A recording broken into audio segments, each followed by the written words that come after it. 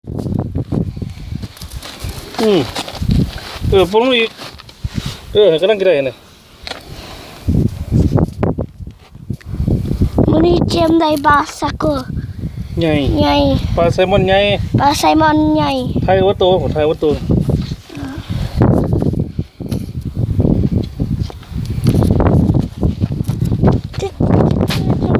โคยกอีกดิ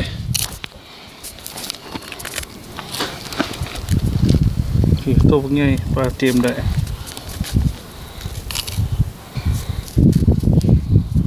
วิดีโอที่เจ๊บ่เห็นสดเจ๊เขาไม่ได้เพิ่นอยู่วินไซด์ใช่ กินกล่องออกมาวันนี้เจ๊ข้างในนี่อะไร